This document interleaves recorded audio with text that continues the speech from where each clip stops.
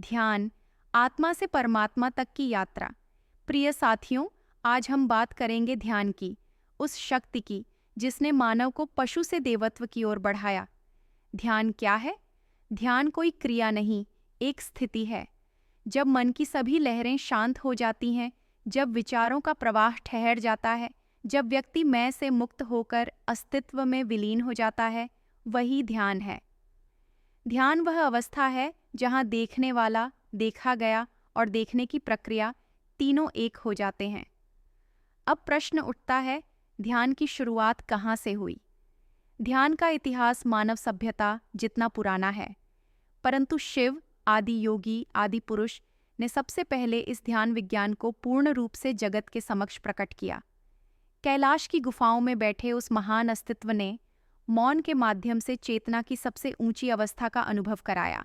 कहते हैं, जब प्रथम अर्षियों ने शिव से पूछा, हे प्रभु, अस्तित्व का रहस्य क्या है? तब शिव ने उत्तर नहीं दिया, बस मौन हो गए। वही मौन ध्यान का जन्म था। शिव ने बताया, ध्यान कोई धर्म नहीं, बल्कि अस्तित्व का विज्ञान है।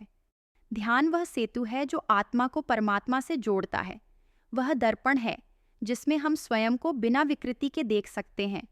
ध्यान का अर्थ है अपने भीतर उतरना, अपने विचारों से परे जाना, अपने भीतर उस साक्षी भाव को पहचानना जो न जन्म लेता है न मरता है। शिव आदि पुरुष ने ध्यान को 112 प्रकार की विधियों में बांटा, जिसे हम विज्ञान भैरव तंत्र के नाम से जानते हैं। इनमें श्वास, ध्वनि, दृष्टि, मौन, प्रेम और ऊर्जा सभी को माध्यम बनाकर ध्यान की यात्रा बताई गई है। ध्यान का लक्ष्य है मनुष्य को उसके असली स्वरूप से परिचित कराना। शरीर मिट जाएगा, विचार बदल जाएंगे, भावनाएं उठेंगी और गिरेंगी, पर जो साक्षी है, जो मैं का मूल्य है, वह अमर है, वही शिव तत्व है। जब ध्यान गहराता है तो साधक में वही चेतना जागती है जो शिव में विद्यमान है।